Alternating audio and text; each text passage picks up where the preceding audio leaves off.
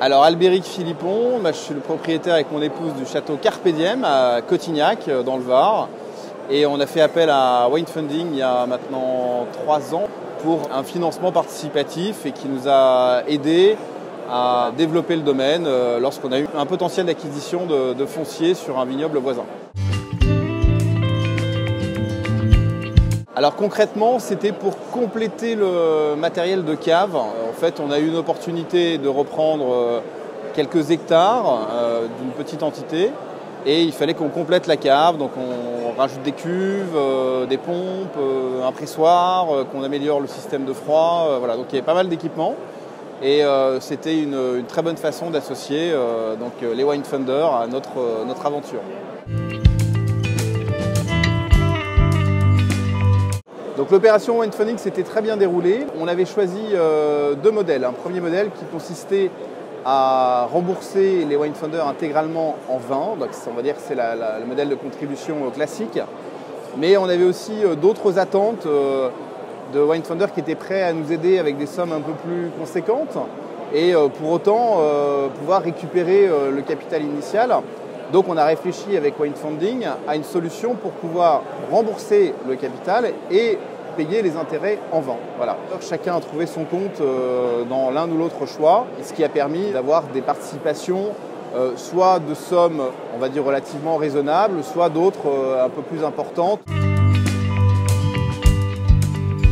Je pense que dans un premier temps, les gens étaient contents de savoir qu'ils allaient récupérer l'intégralité de ce qu'ils avaient prêté. Mais lorsque venait le temps du remboursement, on leur a proposé de convertir à nouveau cette somme en vin ou alors de leur rembourser intégralement, centime pour centime, ce qu'ils nous avaient prêté.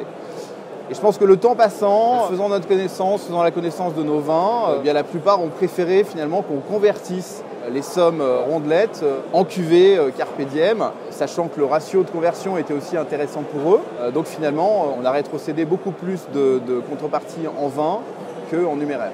Donc les Wine Funders ont reçu leur première bouteille et je crois qu'ils en sont très contents, en tout cas c'est les échos qu'on a eus. L'été a été sec, mais on a un avantage, c'est qu'on est en bio depuis très longtemps.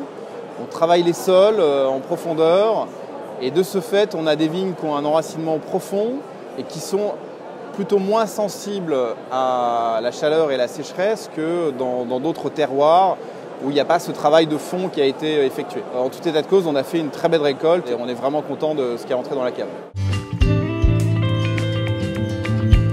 Ici, vous avez notre gamme Château, qui sont des vins vraiment épicuriens, de plaisir immédiat. On s'appelle Carpe Diem, donc c'est vraiment une ode au plaisir de tous les instants. Ce sont des vins de la convivialité à partager. Et ici, vous avez notre gamme de vins plus gastronomiques, donc le Blanc Artus, le Rosé Castille et le Rouge Major.